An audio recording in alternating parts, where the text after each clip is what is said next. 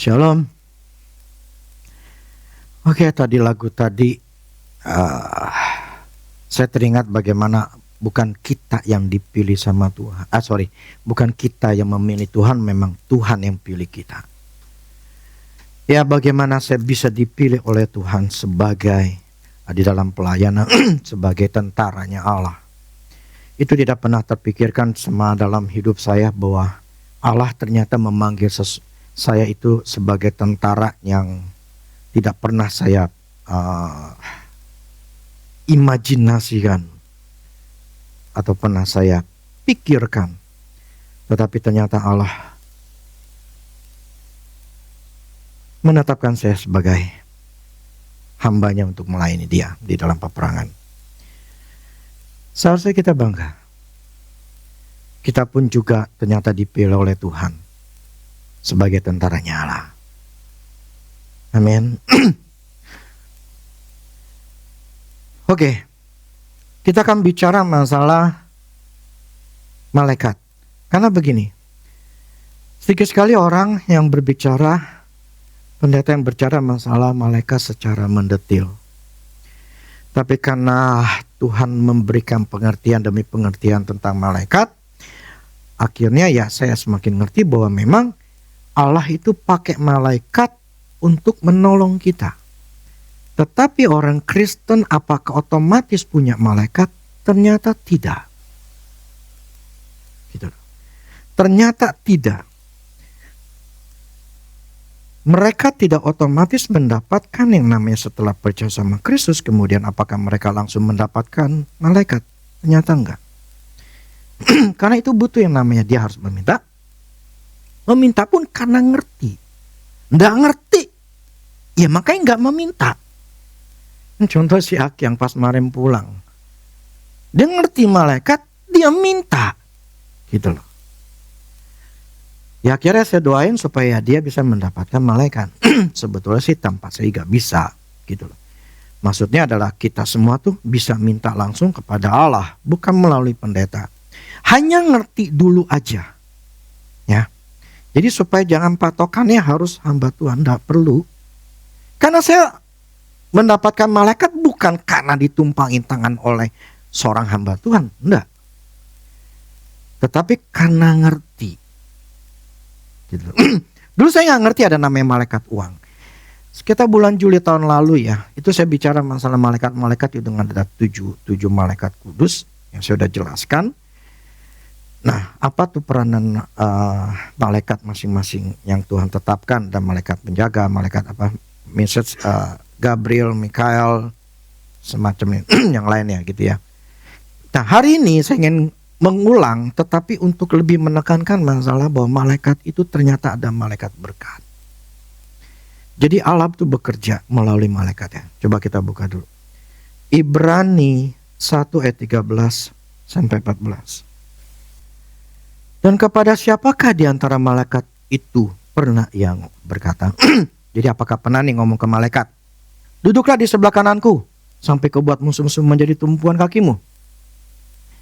Apakah pernah malaikat Tuhan atau Allah tuh ngomong kepada malaikat, duduk sebelah kananku? Tidak pernah. Makanya yang duduk sebelah kanan itu adalah Kristus, Tuhan Yesus. Jadi Allah yang ngomong. Nah kemudian bukankah mereka semua, yaitu malaikat-malaikat itu, adalah roh-roh yang melayani, yang diutus untuk melayani mereka yang harus memperoleh keselamatan. Oke, di sini ada kata komanya, roh-roh yang melayani. Mereka adalah roh-roh yang melayani. Malaikat-malaikat itu adalah roh-roh yang melayani kita. Jadi Allah tuh menyertai bangsa Israel dengan cara apa? Bukan secara pribadi dia datang ke Israel menyertai mereka, tetapi melalui malaikat lah. Kenapa itu tembok Yeriko itu runtuh?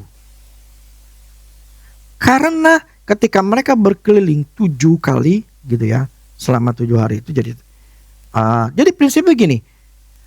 Ketika mereka berseru, itu di alam rohnya itulah yang ngerjain itu si malaikat. tembok-tembok Yeriko dihancuri oleh para malaikat. Jadi dari zaman dulu Allah sudah bahkan ya ada firman-Nya yang mengatakan bahwa di dalam Dialah namanya itu ada. Jadi malaikat ini adalah roh-roh yang melayani untuk yang diberikan oleh Allah untuk kita. Nah, malaikat itu tidak bisa atau tidak boleh, bukan tidak bisa, tidak boleh disembah. Ya. Tetapi di sini katakan malah roh yang melayani, jadi artinya menjadi pelayan. Jadi yang bisa atau yang harus melayani kita untuk membantu kita di dalam segala hal. Nah. Jadi gini, malaikat ini adalah yang Tuhan utus kepada kita, yang diberikan kepada kita karena kita meminta, karena kita percaya, akhirnya Tuhan berikan. Nah, malaikat ini ada berbagai macam. Ada malaikat penjaga, ada malaikat perang, ya. Ternyata ada malaikat berkat, malaikat kerja. Nah, malaikat-malaikat ini mempunyai tugas tertentu. Malaikat perang adalah tugasnya untuk berperang.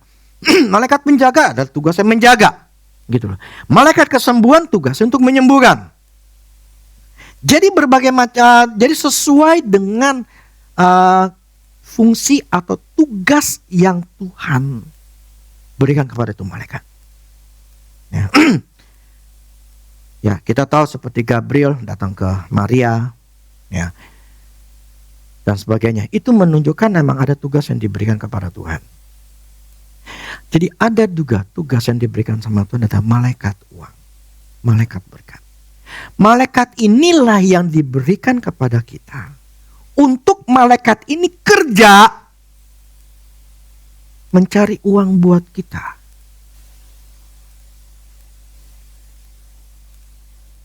Sama seperti dia datang Gabriel itu memberikan sebuah sebuah pesan berita kepada Maria. Tugasnya itu. Nah, tugas daripada malaikat uang itu, malaikat berkat ini adalah mencari uang buat kita. Jadi bukan kita yang cari uang, malaikat itulah yang cari uang. Malaikat itulah yang cari klien. Malaikat itulah yang cari kerjaan buat kita. Malaikat itu yang mengerjakan atau mengirim uang yang kita butuhkan. Gimana caranya? Nah, inilah yang namanya roh yang kita contohnya gini, saya punya tukang. Saya bisa nggak bilang, namanya saya Dan, lu angkatin itu, lu pinggirin. Bisa nggak? Kenapa? Karena saya bos. Malaikat ini ada melayanin. Dia ada pelayan saya, jongo saya bosnya. Jadi saya bisa memerintahkan malaikat ini untuk cari uang, kerjaan atau apapun. Prinsipnya saya perintahin. Problemnya, kalau dia tidak diperintahkan, dia diam. Malaikat tidak bergerak oleh karena belas kasihan karena kita menangis. Dia tidak akan melakukan apapun waktu kita berdoa dengan ketakutan. Puasa dengan kekhawatiran. Tetapi ketika dia bergerak, dia akan bergerak setelah ada perintah.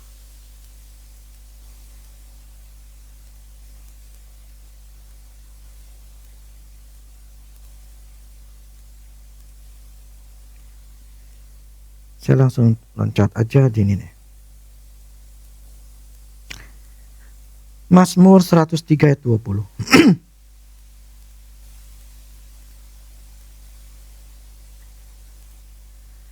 Mazmur 103 ayat 20. Pujilah Tuhan, hai malaikat-malaikatnya, hai pahlawan-pahlawan perkasa, yang melaksanakan firman-Nya dengan mendengarkan suara firman-Nya. Nah, lebih enak di Amplified Bible. Terjemahan Inggris Amplified. Bless the Lord, you his angels, Jadi, pujilah Tuhan, you, atau hai, malaikat-malaikatnya Allah, gitu ya. Terus, you, mighty ones, kamu, pahlawan-pahlawan perkasa, who does his commandments, yang melakukan perintahnya, his, obeying the voice of his word, yang taat atau tunduk dengan perkataan kepada perkataan suara firman-Nya. Jadi saya nih, hai pujilah Tuhan, hai malaikat-malaikatnya, hai pahlawan perkasa, yang melaksanakan perintah-perintahnya, yang taat kepada suara firman-Nya. Yang kalau Indonesianya, yang melaksanakan firman-Nya dengan mendengarkan suara firman-Nya. Suara firman, suara perkataan Tuhan, mereka harus tunduk.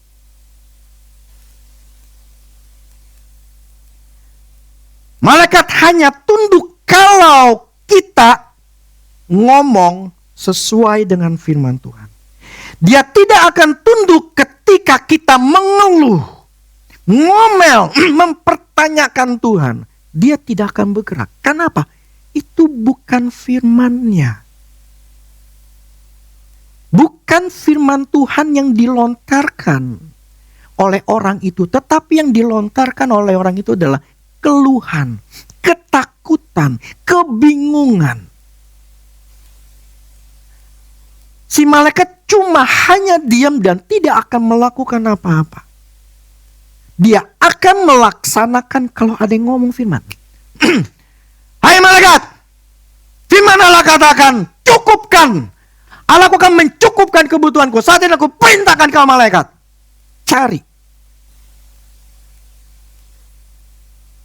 cari uang untuk bisa firman Allah katakan mencukupi kebutuhanku. Cari, pergi sana. Nah, si malaikat ketika kita menyatakan firman Tuhan dikatakan taat. Dia akan pergi mencari klien, mencari kerjaan, mencari apapun yang kita butuhkan karena ada suara firman Tuhan. Jadi malaikat itu tidak akan pergi kalau tidak ada perintah. Tukang saya nggak mungkin kerjaan apa-apa. Mengapa yang saya kerjaan apa gaji dia? Kalau bukan dia mengerjakan sesuatu. Dia mengerjakan sesuatu karena saya memberikan perintah. Malaikat diberikan sama kita untuk kita pakai. Dan malaikat uang itu ya bagi mereka yang meminta ya. Dulu kan pernah tahun lalu saya doakan untuk kamu bisa mendapatkan, memperoleh malaikat uang. Dan kamu tuh sudah mendapatkannya. Nah, prinsipnya bahwa tanpa firman ya si malaikat tidak akan pergi untuk cari uang buat kita. Jadi malaikat ini dikatakan di sini akan melaksanakan dan taat kepada taat saat firman Tuhan diperkatakan. Jadi malaikat bergerak bukan karena tangisan, tetapi ketika kita menyatakan firman Tuhan dan memberikan perintah. Transfer keuangan terjadi saat kita memberikan perintah. Banyak orang Kristen memohon meminta kepada Tuhan. Tetapi Tuhan menunggu orang Kristen itu memberikan perintah kepada uang itu untuk datang. Mohon kepada Tuhan, tetapi mereka tidak punya keberanian, keyakinan untuk memerintahkan uang itu datang. Inilah mungkin banyak orang yang tidak pernah mendengarkan khotbah seperti. Karena memang apakah bisa, apakah mungkin. Saya berbicara ini ada firman-Nya. Lebih detail yang di bulan Juli lah. Itu lebih detail. Prinsipnya adalah, saya ingin bicara masalah keuangan. Ada malaikat uang yang menunggu perintah, meminta Tuhan. Ya, banyak orang Kristen meminta Tuhan untuk bukain pintu. Berkat yang lain atau jenis kerjaan ataupun klien. Sementara angel, malaikat itu menunggu suara yang mengatakan, pergi, atur.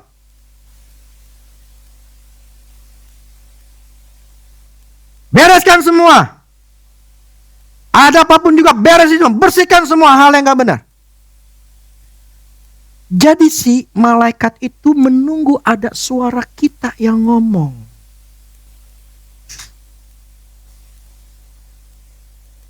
Dengan satu keyakinan, Allah memberikan kita malaikat, dan malaikat itu harus diperintahkan. Dulu awal-awalnya saya cuma memberikan anak-anak saya itu yang namanya malaikat pelindung, malaikat perang. Nah, setelah saya tahu, tapi sebelumnya ya ketika saya mereka ada di luar, saya menyatakan, hai malaikat, aku perintahkan saat ini. Ketika mereka dimanapun mereka berada, ada roh-roh yang mencobai mereka, langsung lawan, langsung bantai. Jadi ketika saya memberikan perintah, saya meminta malaikat itu ada di anak saya, kemudian malaikat itu saya perintahkan untuk jagai, untuk lindungi, pokoknya proteksi. Nah, karena kalau kita mengerti, ternyata ada malaikat, dan kemudian kita bisa perintahkan. Makanya firman kan, Tuhan tuh menyertai kita senantiasa. Malaikat itu ada di samping kita. Malaikat penjaga ya, atau malaikat perang, itu akan di samping kita. Itu yang akan jagain kita. Itulah makanya saya mengatakan bahwa setan gak bisa jamah saya, karena saya tahu nih, saya disekelilingin dengan begitu ratusan ribuan malaikat yang memproteksi saya. Ada malaikat perang yang begitu besar, yang banyak di sekeliling saya. Itu yang memproteksi saya. Sehingga Allah mengatakan dia menyertai kita senantiasa melalui malaikatnya. Jadi kemanapun kita pergi, penyertaan Tuhan melalui malaikatnya itu ada. Jadi berbahagialah kalau kamu ngerti, dikasih pengertian tentang malaikat. Tetapi juga harus digunakan. Malaikat itu apakah bisa bertambah? Bisa. Terobosan keuangan bukan dimulai dari kamu mendapatkan uang. Kelimpahan itu bukan dimulai dari kamu mendapatkan yang namanya kerjaan atau objek yang besar. Kerjaan, kelimpahan, semua dimulai dari mulut yang penuh dengan kelimpahan. Jutaan dolar atau miliaran kemarin kan saya ngomong gini, doain anak-anak, tumpangin tangan anak-anak, bukain, soalnya kan saya tahu anaknya ada yang bermasalah dalam keuangan, doain, bilang Tuhan aku bukakan jalan buat anak-anakku, karena itu kan pengaruh. Itu orang tua itu punya otoritas yang luar biasa, sangat luar biasa untuk membukakan pintu buat kita. Makanya gini, hubungan kita sama orang tua, karena firman Allah katakan begini, berbahagia, hormatilah ayah dan ibumu, maka engkau akan berbahagia dan panjang umur. Jadi ketika seseorang menghormati, dia akan bahagia. Ketika seseorang ketika dia didoakan sama orang tua itu yang mempunyai otoritas, kita menghormati, kita menghargai. orang tua gue ini yang bisa bikin gue berhasil. Jadi dulu awal-awal saya tidak mengerti, tetapi ketika saya mengerti, waktu papa mama saya masih hidup, saya langsung datengin mereka. Saya berlutut, saya minta doakan, berkati saya. Ternyata istri saya sudah ngelakuin ke mamanya. Sama bapak lo malu. Minta doanya ke bapak atau mak? Ke bapak. Karena mereka itu mampu membukakan jalan. Makanya saya membukakan pintu anak-anak saya. Karena saya tahu saya punya power. Nah, kemarin dia setelah hari minggu itu suruh datang anaknya. Dia tumpangin tangan. Dalam nama Yesus. Uang miliaran. Bukan jutaan. Benar gak kau Rudi? Ya betul. Jangan minta dikit. Jangan minta jutaan, puluhan juta. Miliaran. Kalau bisa malah puluhan miliar. Aku bukakan anakku miliaran. Duit datang kepada dia.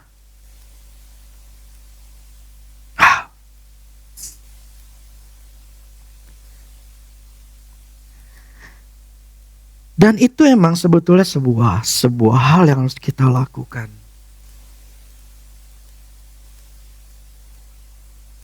Kalau orang tua kita masih hidup dan kita belum pernah didoakan orang tua kita, kita seharusnya mendatangi mereka.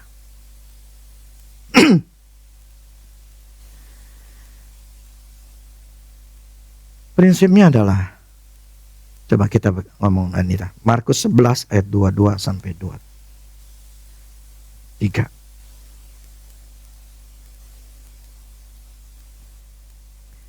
Yesus menjawab mereka, percayalah kepada Allah. Aku berkata kepadamu sesungguhnya, barang siapa berkata kepada gunung ini, beranjaklah dan tercamplaklah ke dalam laut, asal tidak bimbang hati, tetapi percaya bahwa apa yang dikatakan itu akan terjadi, makalah itu akan terjadi baginya. Di sini dikatakan bahwa berkata kepada gunung itu, atau apa yang dikatakannya, bukan apa yang diharapkannya, bukan apa yang dia pikirkan. Ini mengatakan apa yang diomonginnya. Jadi Allah menetapkan seperti minggu lalu, mulut kita mengikat diri kita, termasuk malaikat berkata. Itu kita ikat, menyatu dengan kita untuk dia melakukan apa yang dia harus lakukan sebagai fungsinya, yaitu malaikat berkat. Jadi gini, ketika saya ngomongin daripada ngomongin hal yang negatif, itu kan gunung kan sebuah masalah keuangan. Perkatakan gunung itu. Artinya apa? Ngomong kepada uang, datang.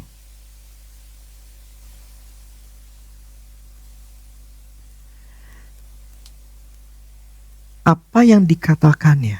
Jadi harus ada mulut yang keluar dalam hidup kita pada waktu kita menyatakan apa yang kita mau. Jadi transfer keuangan terjadi ketika kita memberi perintah. Ya. Ketika manusia selaras dengan perkataan, dengan firman-Nya, maka malaikat akan melaksanakan tugasnya dengan taat. Uang akan terbuka. Kesempatan akan terbuka ketika kita membaca, ketika kita mengucapkan firman Tuhan, perjanjian Tuhan, otoritas dengan yakin, dengan tegas, dengan yang namanya clear, clear, benar-benar jelas. Nah, kita harus mempunyai sebuah sebuah habit, kebiasaan yang tertanam di dalam diri kita. Bukan waktunya sekarang ini kita minta sama Tuhan. Yang kita minta tuh minta hikmat. Uang tidak diminta.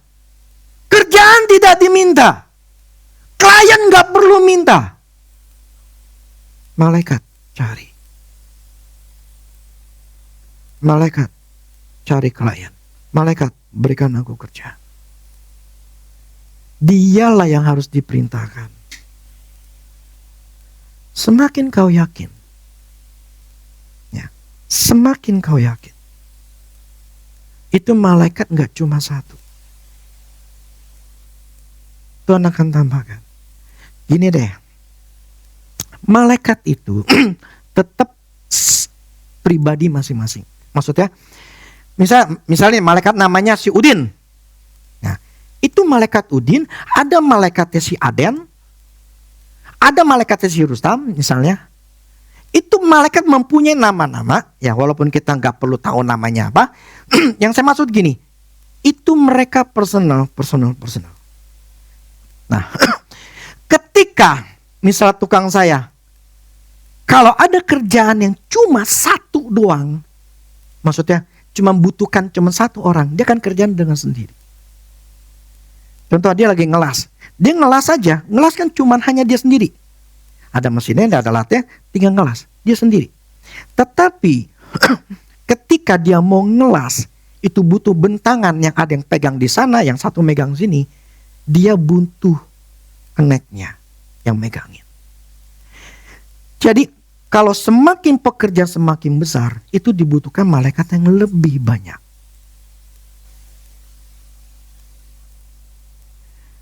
Kalau satu aja kamu nggak digunakan, nggak diberdayakan, bagaimana kau bisa mendapatkan lagi 2, 3, 4, 5, 6, 10, ratusan ribuan pun bisa Tuhan berikan. Makanya terobosan keuangan itu bukan dimulai dari banyaknya datangnya uang pada saat itu, tetapi otak kita mengerti, percaya kepada Tuhan. Imajinasi, pikiran jutaan dolar, pikiran miliaran ada di dalam pikiran kita. Barulah itu dimulai namanya terobosan. Selama pola pikir kita miskin, selama itu juga hidupmu akan tetap miskin. Kekayaan dimulai ketika kita berpikir kaya. Kita mulai berpikir saya bisa, saya mampu, Tuhan beserta saya bisa. Saya punya malaikat, perintahkan. Itu adalah sebuah pemikiran yang harus kita punyai. Selama mental kita tidak punya, selama itulah kita nggak akan pernah mengalami terobosan. Makanya kenapa saya suruh kalian untuk mendengarkan, gak cuma sekali, berkali-kali. Kenapa? Supaya kamu diangkat. Rohmu diangkat, keyakinanmu diangkat, semakin kuat, semakin tinggi. Karena tergantung keyakinanlah Tuhan itu bekerja. Bukan tergantung berapa lama engkau menangis, berapa lama engkau puasa. Karena hal-hal itu percuma kalau orang itu ketika dia menangis karena ketakutan, karena kekhawatiran. Dia berpuasa tetapi karena khawatir.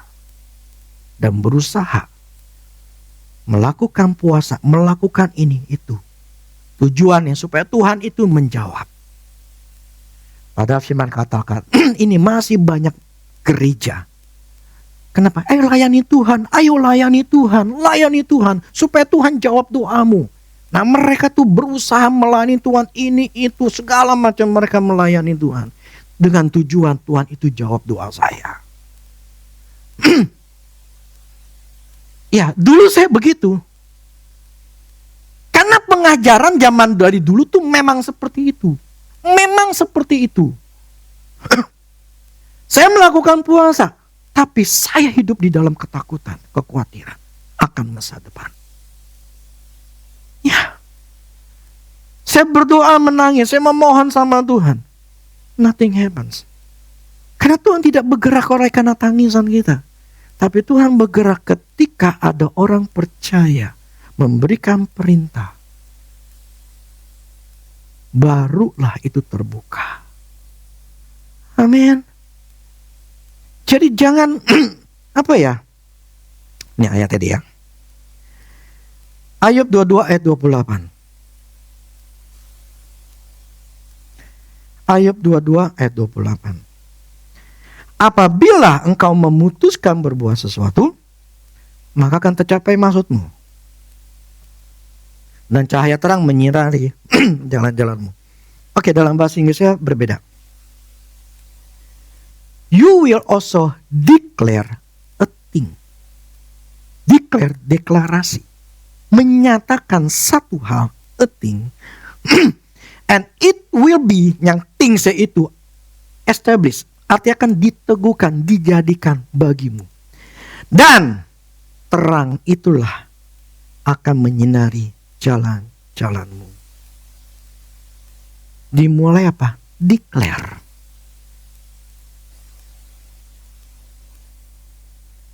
Kalau Indonesia memutuskan berbuat sesuatu, berarti dia menyatakan sesuatu. Memutuskan. Tetapi memutuskan bukan di hati, mulut.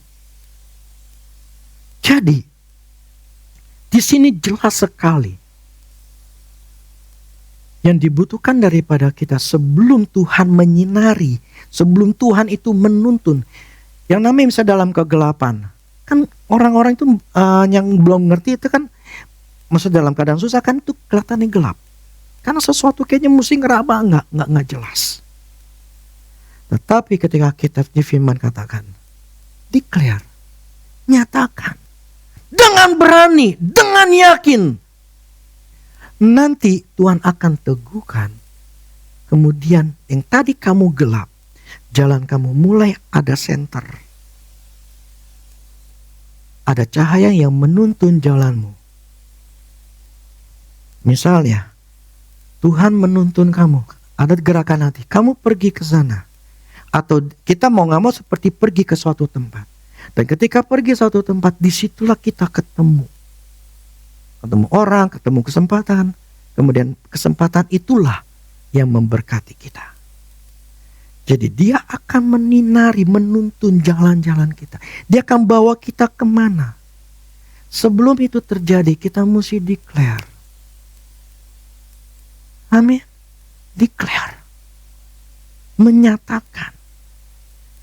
Berkatalah kepada gunung itu, jadi ngomong. Jadi kita seharusnya adalah bukan menjadi seorang pengemis, tetapi menjadi seorang komandan yang memberikan perintah.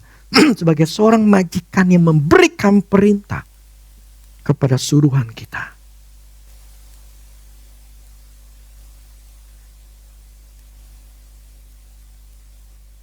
Malaikat bergerak bukan karena emosi, tapi karena perintahmu. Mulutmu memberikan wewenang kepada malaikat. Dan kau akan menentukan jalur keuanganmu melalui mulutmu. Itulah kenapa setan tidak menghalangi untukmu menangis, berdoa dengan ketakutan. Tetapi dia tidak bisa menghalangi uangmu, rezekimu, jika engkau menyatakan atau memberi perintah kepada malaikat. Setan tidak bisa menghalangi. Ketika malaikat itu disuruh pergi, dia akan lakuin. Nah, ingat yang dulu Daniel ketika minta hikmat sama Tuhan. Ketika malaikat Gabriel, malaikat yang memberikan utusan memberikan hikmat, dikatakan ketika datang gitu ya. Selama kalau nggak salah 21 hari kali ya. Malaikat ini ngomong, setan berusaha menghalangi untuk menyampaikan perkataan Tuhan. Tetapi ada malaikat yang membantuku. Malaikat yang lain. Itu yang melawan si setan ini dan dia pergi tetap ke Daniel. Tetapi itu butuh waktu. Ya, saya lupa berapa. Saya nggak baca soalnya. Untuk si Daniel itu konsisten. Selama berhari-hari itu, dia dalam posisi percaya. Sampai dikasih waktunya, Tuhan nyatakan. Jadi seperti kemarin Sabtu saya ngomong, kita butuh namanya kesabaran. Kita butuh namanya kekonsistenan. Kita harus tetap. Kita tidak perlu bagaimana cara kerjanya itu malaikat. Plus juga, jangan begini. Misalnya nih, Tuhan saya pengen ini proyek, ini kerjaan. Tuhan tolong, ayo malaikat, buat kerjaan ini bisa berhasil. Buat kerjaan ini, saya mau kerjaan itu. Begini, itu memang kita bisa, boleh. Tapi ada yang lebih baik.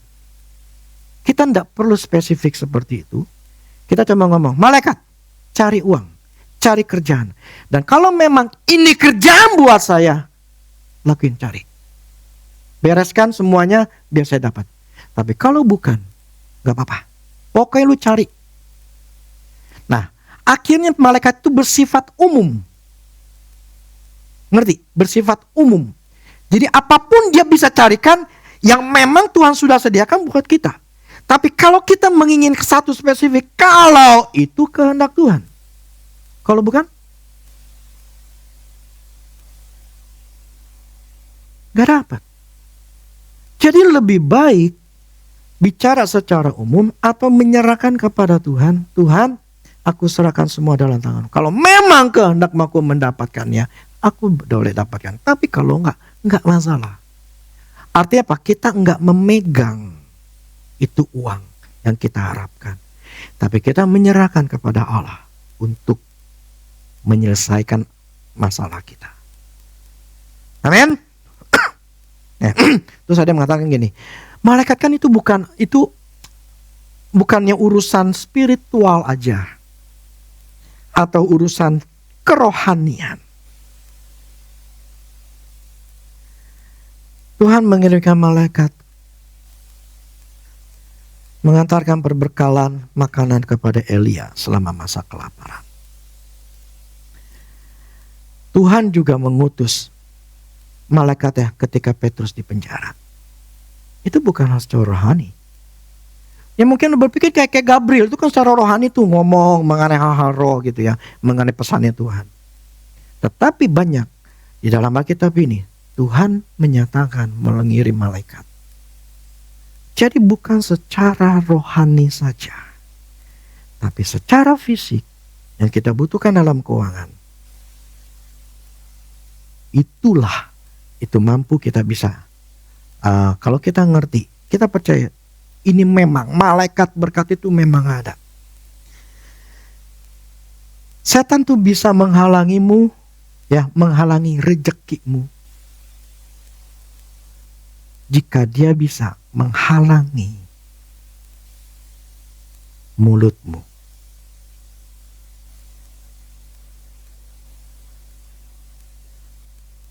Setan bisa menghalangi rezekimu jika dia bisa menghalangi pernyataan. Ia tidak perlu menghancurkan kesempatan yang kita mau tuh kesempatan terbuka. Enggak perlu. Jika dia bisa menghancurkan kepercayaan diri kita.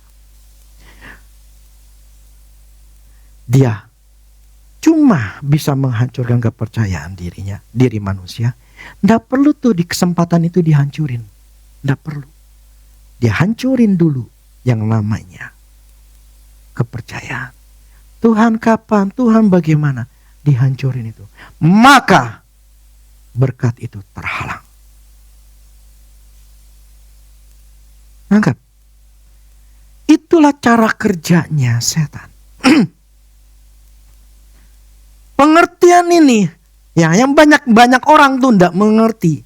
Mereka berpikir jadi selalu memohon, selalu berdoa sama Tuhan. Dan mereka tidak pernah diajarkan adalah memberikan perintah.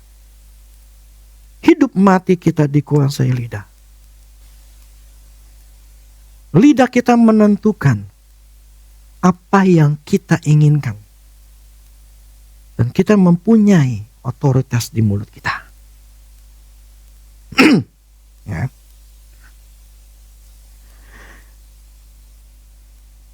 Orang percaya yang diam berdoa di dalam hati, Tuhan kenal hati saya adalah orang percaya yang kalah.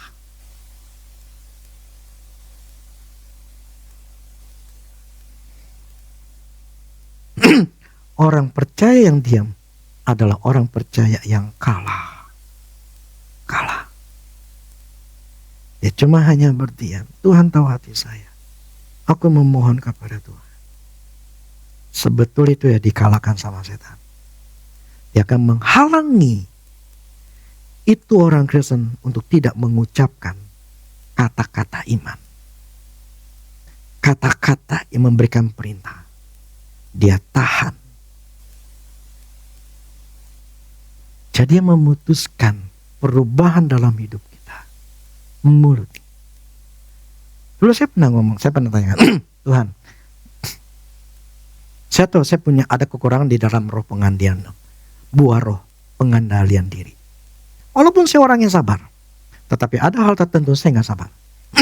Saya bertanya, Tuhan bagaimana saya mengatasi roh supaya saya bisa mendapatkan buah penguasaan diri. Jelas sekali Tuhan ngomong di hati saya.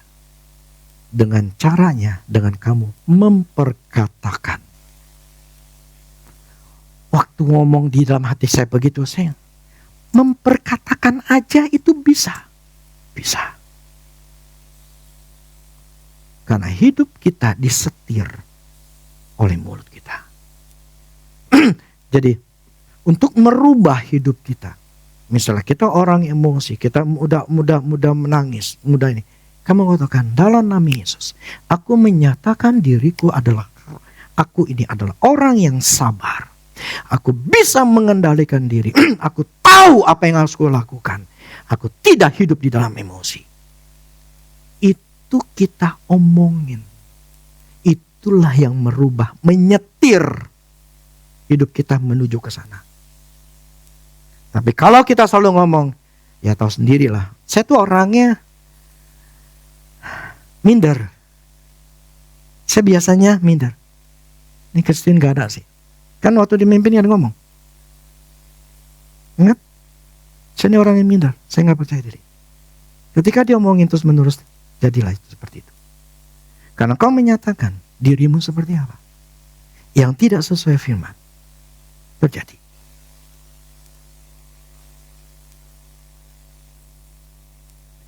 Jadi jangan menyatakan yang dosa. Ya saya memang orangnya pemarah. Ya memang saya orangnya suka nangis. Ya orang mau ya sudah terjadilah. Kenapa engkau berkata saya ini orang penyabar. Ini saya orang yang lemah lembut. Ini saya orang yang kau menyatakan apa yang sesuai firman Tuhan. Memang itu tidak terjadi dalam satu hari. Tetapi kita mulai menata.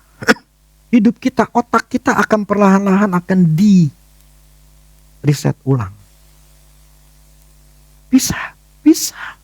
Tapi butuh waktu. Tetapi bukan berarti kita ngomongin kelemahan kita terus menerus. Kejelekan kita terus menerus. Ya terjadilah. Kalau kita ngomong, ya memang gue gak bisa apa-apa ya. Mau dibilang apa ya. Memang gue gak ada punya pendidikan. Memang gue begini. Aduh. Susah ya. Gimana caranya ya. Tuhan, saya ini memang orangnya gak mampu. Ya sudah gak jadi. Gak mampu. Karena kita yang ngomongin. Apalagi orang tua yang ngajarin. Yang menjadikan. Anak itu pengecut, ya pengecut. Anak itu pemberani, ya pemberani. Itu orang tua yang membentuk.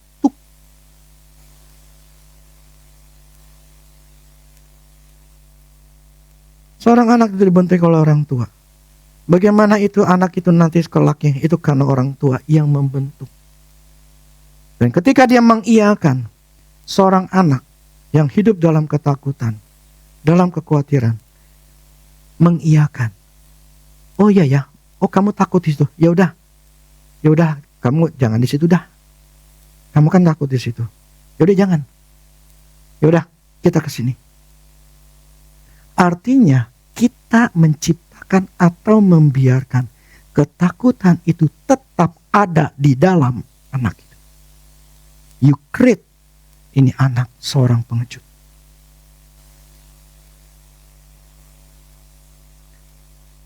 Ya tapi kan saya sayang anak, ya sudah. Orang yang sayang anak selalu melihat ke depan. Dia tidak akan membiarkan. Contoh yang simple. Simple sekali. Ketika anak saya dulu si Kaya, ada ketika makan sendok nggak ada. Si pelayannya lupa. Saya ngomong sama dia, kamu datang ke sana. Kau minta sama mbak itu. Enggak papi, nggak mau, nggak berani. Kamu minta. Nggak mau. Ya udah nggak usah makan. Saya tidak membiarkan ketakutan untuk mendatangi orang itu. Tapi saya membuat anak saya. Lu lawan ketakutan. Lu ke sana. Itu hal yang paling simpel. Pembentukan tuh di umurnya masih 3-4 tahun. Jadi kita yang menentukannya.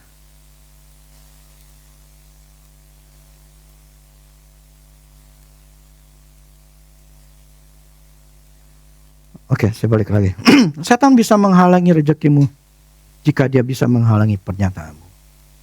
Ia tidak perlu menghancurkan kesempatanmu jika dia bisa menghancurkan kepercayaan di dalam dirimu.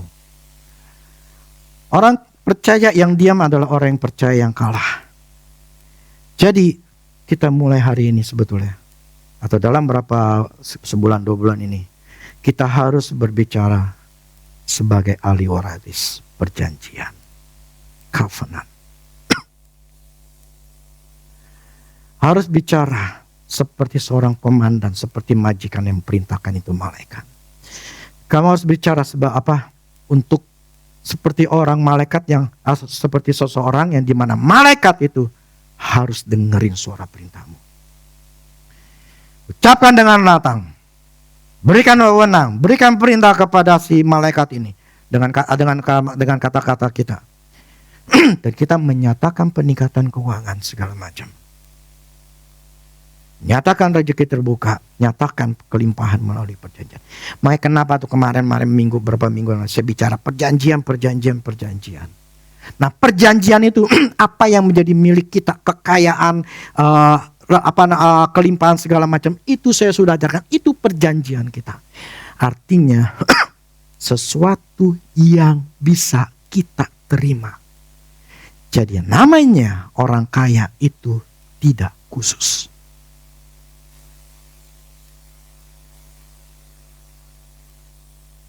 Ngerti? Tuhan tidak pilih, ini orang kaya, ini orang miskin, ini orang kaya, ini orang miskin. Yang ini cuma hanya ya udah menengah aja lah. Ini yang susah. Tuhan tidak lakukan itu. Tapi kan orang itu berada di keluarga miskin. Kenapa mereka miskin tetap miskin? Karena mereka tidak punya pengertian. Mental mereka tidak di-upgrade. Tapi ketika seseorang mentalnya di-upgrade, ketika dia mulai mendapatkan informasi, dapat pengertian, dia berusaha. Jangan berpikir orang-orang kaya itu ada yang semuanya dimulai dari kaya. Kagak. Ada yang mulai dari miskin, dari yang susah. Benar-benar nol. Saya ingat, saya baca pokoknya ada orang Australia. Dia seorang gelandangan. Tapi ketika dia baca buku atau dapatlah buku, kemudian dia membaca, kemudian langsung dia berubah. Gua gak boleh begini. Gua gak boleh malas. Gua bisa nih jadi orang kaya. Mulailah dia berubah, mentalnya berubah, otaknya tiba-tiba teng gitu. Iya ya, kenapa gue begini ya? Kenapa gue jadi gelandangan? Kenapa ya? Tolol banget nih gue. Mulai dia mengupgrade diri. Dan dia mulai berusaha jadi seorang gelandangan. Pelan-pelan dia kerjaan kasar. Pelan-pelan dia rajin segala macam. Akhirnya dia meningkat dan jadi kaya. Jadi tidak tergantung, tidak menetapkan ini orang khusus buat orang kejadian kaya. Kagak. Semua manusia punya potensi jadi kaya. Amin. Saya bisa kaya.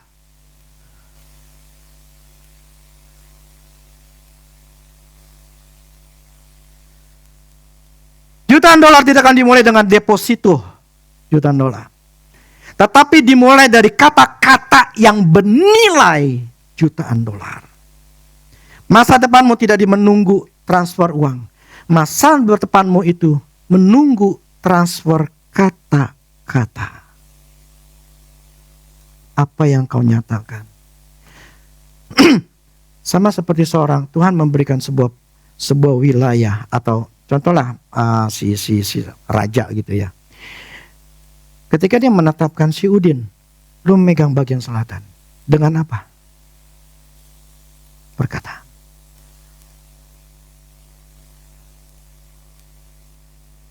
Jadi, kita menetapkan hasilnya sebelum itu terwujud. Kita menyatakan saya bisa. Kita menyatakan hasilnya dulu.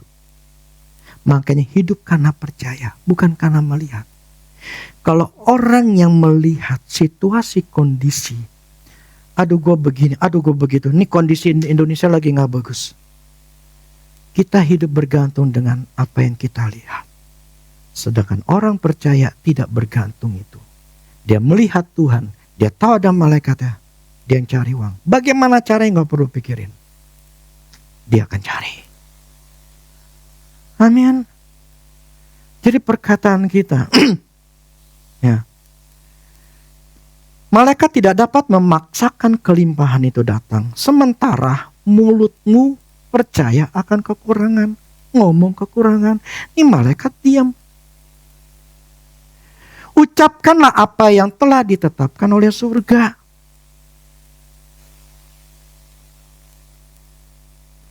Berbicaralah apa yang Tuhan sudah sediakan, apa yang telah ditetapkan oleh surga. Yang tadi kan menyatakan dia taat kepada suara firman-Nya. Taat kepada perkataan Kristus. Firman Tuhan. Jadi yang namanya malaikat itu ya butuh yang namanya kita mengucapkan apa firman Tuhan. Jadi jangan mulai hari ini, jangan memperkatakan hal-hal yang kekurangan. Tetapi mulai ngomong, hai malaikat, cari aku uang. Carikan aku pembeli. Ini masih ada yang belum kejual. Carikan aku pembeli.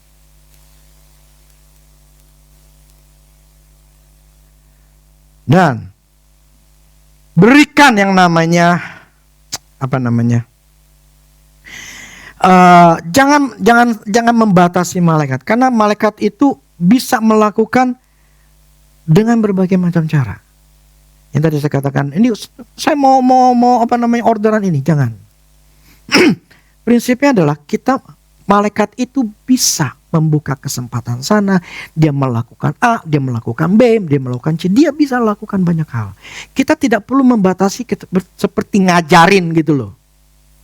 Malaikat itu ngomong sama orang itu ya, biar dia kasih duit buat saya, kasih orderan ke saya. Tidak perlu. Kalau kita situ memang udah, kita tahu itu adalah kehendak Allah, tidak kehendak Allah. Kita tidak perlu pikirin ini kehendak Allah, tidak. Malaikat itu yang kerja. Dia carilah gimana caranya lah. Dia cari mau orderan sono ke orderan situ, dia bukain jalan segala macam. Kita nggak usah pikirin. Pokoknya secara umum, malaikat cariin gue uang. Amin. Ngerti? Jadi mulai hari ini.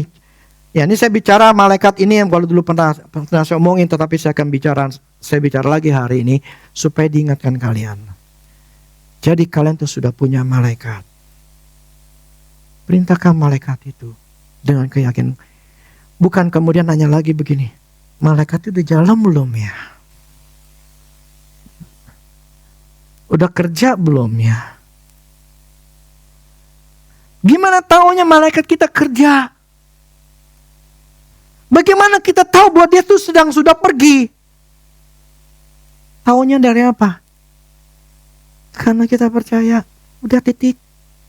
Nggak perlu dia udah pergi atau belum. Pokoknya waktu kita ngomongin firman dengan yakin, dia akan pergi.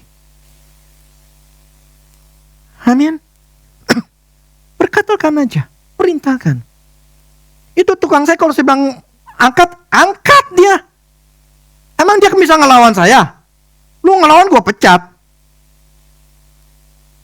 Dia akan tunduk dengan apa yang saya omong. Bagian dengan malaikat. Ketika bilang pergi, dia pergi. Cari, dia cari. Setia dalam perkara kecil. Dengan satu malaikat ini, mulai berdayakan. Nanti kamu akan dikasih 2. Kenapa? Tuhan lihat. Ini orang percaya, gue kasih berkat ini, dia setia. Gak cukup nih 1 tukang. Gak cukup nih 1 malaikat. Gue kasih lagi 2 malaikat. Yang malaikat kedua. Malaikat kedua udah kerja. Wah nih kurang nih. Kerjaan ini butuh yang namanya 3 atau 4 malaikat. Udah gue tambahin lagi. Jadi kelimpahan tergantung seberapa dalam keyakinan percaya kita bahwa Tuhan itu bisa lakukan. Semakin kita dalam pengertiannya, semakin kelimpahan akan turun. Semakin kita tidak mempercayai akan kemakmuran, demikianlah kau tidak bisa makmur. Sampai mati, sampai tua sekalipun, kau tidak akan mengalami terobosan. Kenapa? Ininya tidak mau berubah. Sadar pikiran ini memang bermasalah, tapi membiarkan. Susah. Butuh usaha, ya. Jadi kalau orang gak mau berusaha untuk memperbaiki pola pikir, kamu tidak akan pernah bisa berhasil. Gak akan. Bagaimana kita berpikir, demikianlah kita. Kita berpikir sudah cukup, demikianlah kita, semuanya sudah cukup. Tapi kalau kita berpikir bisa, aku bisa berkelimpahan, maka kelimpahan itu akan datang. Tetapi kalau masih pikiran kita takut, khawatir, kalut, bingung, kemudian masih kayak orang jadi cacing kepanasan, itu berarti diri kita belum percaya. Artinya gue mesti semakin berubah. Belajar lagi. Gue belajar lagi, gue mesti memperkatakan, gue mesti ngerti. Nah itulah yang harus kita lakukan. Amin.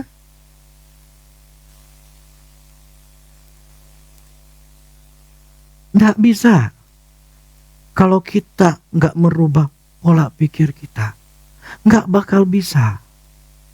Kamu akan berhasil. Nggak bakal. Maka usahakan spend time. Ambil waktumu belajar demi keluargamu. Ini ada satu orang pengusaha sih. Dia ngomong begini. Saya masa tua, saya akan habiskan uang buat saya. Plus karyawan-karyawan saya yang menolong saya, yang membuat saya seperti ini. Saya nggak akan kasih ke anak saya. Biar anak-anak saya berusaha sendiri. Tapi apa yang saya punya, saya nggak mau habiskan buat anak saya, buat diri saya sama karyawan saya. Betul atau salah? Betul atau salah? Oke, itu pendapat manusia ya. Tapi pendapat Tuhan apa? Orang baik akan mewarisi harta warisan kepada anak-anaknya, anak dan cucu. Orang baik akan mewarisi harta warisan kepada cucu. Jadi karena pola pikir yang gak sesuai, saya cuma baca itu pengen tahu aja. Ada podcast sedikit lah. Saya hanya menilai tidak sesuai firman Tuhan. Walaupun kelihatannya benar bahwa dia ingin berusaha biar anaknya ya usaha sendiri, punya jalan sendiri. Tapi bukan berarti kita sebagai bapa tidak mempersiapkan anak-anak kita. Saya punya bayangan kok, walaupun anak saya bisa berhasil, tetapi saya punya hati Saya punya hati. Saya akan belikan mereka rumah. Kenapa? Karena saya punya banyak duit. Buat apa? Ya firman itu ngomong. Tetapi kan biar mereka berusaha. Ya gak apa-apa mereka berusaha. Tetapi suatu hari gue akan warisin harta. Kenapa? Karena gue kaya. Gue mampu bisa beli miliaran. Walaupun sekarang belum ada. Tetapi pola pikir saya harus mengupgrade. Karena bukan yang melakukan itu gini. Terus apa yang saya katakan? Kalau kamu minta duit 1 juta. Misalnya saya. Minta 1 juta. Istri saya lah minta 1 juta. Perlu gak dia berdoa sama Tuhan? Dia cuma ngomong, gue minta 1 juta. Saya punya uang, gue kasih. Tapi ketika dia minta 2 miliar, 3 miliar. Waduh. Itu sesuatu yang mustahil. Sesuatu yang besar. Itulah butuh yang namanya kemampuan yang besar. Kalau kita minta sesuatu sama Tuhan nilainya kecil. Istilah kasar beginilah. Ya lu bisa kerjain kok, lu bisa dapat gampang kok. Tetapi ketika kita minta sesuatu yang sangat mustahil, yang harus mustahil. Tuhan saya pengen punya rumah misalnya 1000 meter. Mustahil? Mustahil. Sangat mustahil. Itulah lu minta. Nanti gue kasih. Tuhan mau melakukan hal-hal yang mustahil. Amin. Kalau yang biasa-biasa, nggak perlu. Justru kita butuh Tuhan. Kita istilahnya kita menjadi kepada fokus kita kepada Tuhan. Karena kita tahu ini nggak bisa dengan kekuatan sendiri. Ini butuh kekuatan Tuhan. Karena butuh kekuatan Tuhan itu membuat kita mata tertuju kepada Tuhan. Biar kalian kita orang-orang tua bisa mewarisi. Memang harta, kata bilang pengetahuan sekolah itu paling penting. Betul. Bukan berarti tanpa harta. Patokan saya firman kok. Orang baik mewarisi. Di Mazmur apa saya lupa.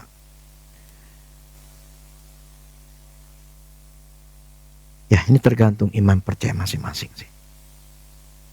Tergantung sudut pandang kita. Jadi Allah kerja sesuai dengan sudut pandang kita. Sudut pandang seperti itu, sok silakan. Itu kau akan melakukan dan kau akan dapatkan sesuai dengan apa yang kau katakan. Terjadilah sesuai dengan imanmu. Amin. Tapi saya ingin kalian jangan punya mental orang susah.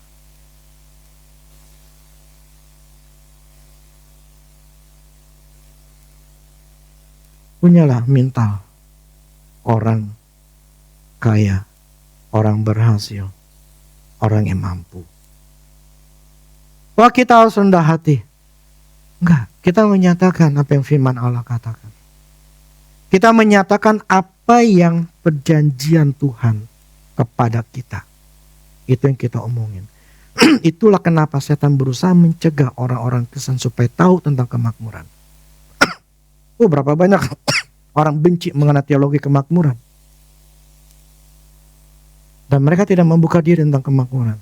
Saya ditanya, tapi pernah baca baca teologi kemakmuran nggak? Pernah pelajarin? Nggak pernah. Saya nggak tahu teologi kemakmuran yang ini kan banyak kan orang Amerika ya ngomongin. Nggak. Saya dapatkan masalah kemakmuran mengenai kemakmuran dari Tuhan sendiri. Dan semuanya ada firman Tuhan ya. Semua tidak sesat. Kemakmuran tidak sesat. Kemakmuran itu kehendak Allah. Yang firman katakan, Allah menginginkan kemakmuran untuk hamba-hambanya. Amin. Sekarang mulai berdayakan malaikatmu. Amin. Berdayakan. Nanti kalau kamu terus berdayakan, setia dalam perkara kecil, nanti ditambahin 2, 3, 4, 5, 6, 7. Kamu kaya dah. Benar. Itu malaikat nyariin tuh duit. Dia nyariin di sono tuh butuh orang tuh. Nanti dia akan ngomong kepada lu. Nanti dia akan kasih tahu begini-gini. Mudah gak sih buat Tuhan lakuin? Mudah. Bangkitkan dirimu. Amin. Supaya kuat. I'm strong. Aku tahu aku bisa. Memang sekarang belum mengerti, tapi aku percaya. Gue bisa. Jadi jangan kalian mau ditekan sama setan. Amin. Setan tuh menekan kita supaya kita diem. Ketika kita diem, kamu kalah. Anggap, kalau kita diam, kita kalah. Jadi orang Kristen bukan berdoa lama-lama. Mana si Mavel bilang, disuruh pendetanya berdoa 3 jam.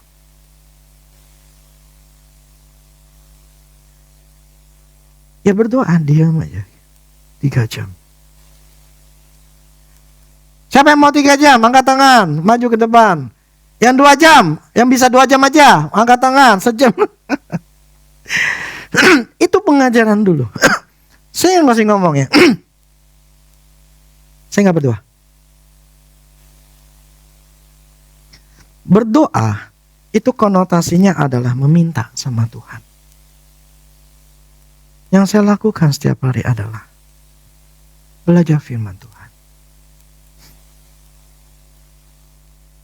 Sekalipun meminta sesuatu, paling saya minta untuk anak-anak saya perlindungan Tuhan, memberitakan malaikat, hal-hal seperti itu. Tetapi tidak tiap hari saya tidak berdoa memohon sama Tuhan. Dah. Saya datang belajar untuk kenal Tuhan. Firman yang ngomong apa? Itu yang saya pelajarin. Itu yang saya harus lakukan. Itu yang saya harus dapatkan. Itulah namanya berdoa. Mau ngapain kau berdoa 2 jam, 3 jam, buang waktu cuman Tuhan, tolong Tuhan.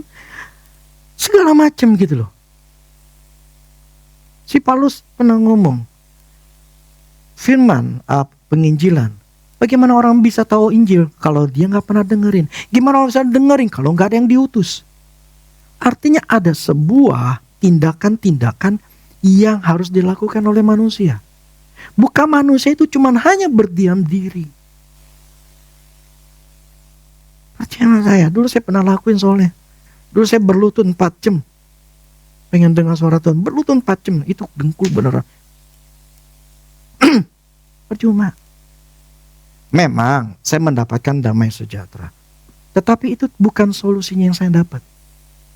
Gak dapat. Solusi kita ada di firman Tuhan yang kita ngerti, yang kita lakuin. Jadi pelaku firman itu yang buat kita bahagia. Amin. Bukan doa puasamu, tapi firman Tuhan. Makanya belajarlah firman Tuhan, belajar firman Tuhan. Masih dablek ya belajar. Udah tahu pelajarannya jelek, ya belajar teruslah di tempat itu. Misalnya IPS-mu jelek, ya udah belajar IPS itu, belajar terus sampai pinter. Lah, udah tahu di uang kita ini jelek, udah tahu masalah keuangan jelek, ya belajarlah tentang keuangan, bukan belajar mengenai keluarga. Belajar tentang keuangan. Ya kecuali keluarga kamu udah benar ya. Jadi apa yang kita lemah, di situ harus kita pelajarin. Dan ketika kalau belajar dalam keuangan kemudian Tuhan ngomong masalah keluarga, biar nanti Tuhan akan tuntun kita apa yang harus kita lakukan di keluarga. Prinsipnya harus punya waktu berlebih yang lebih untuk belajar firman Tuhan. Amin. Ngerti? Kalian punya anak, kalian melihat masa depan tuh harus melihat inilah harus yang kita lakuin. Kalau saya sayang anak, saya peduli sama anak. Saya mempersiapkan masa depannya. Karena itu saya harus hidup di dalam kebenaran. Nih ada satu ayat gini, kurang lebih dia, orang benar.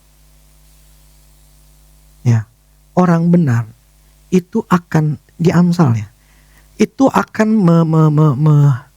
menjagai, melindungi anak cucunya.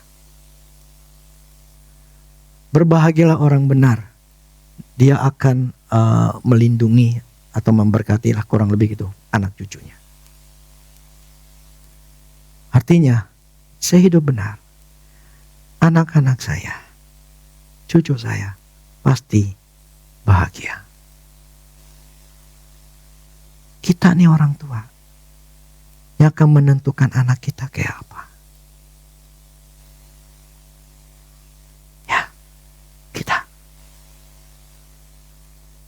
Amin. Oke, demikianlah firman Tuhan. Pada hari ini kita belajar malaikat.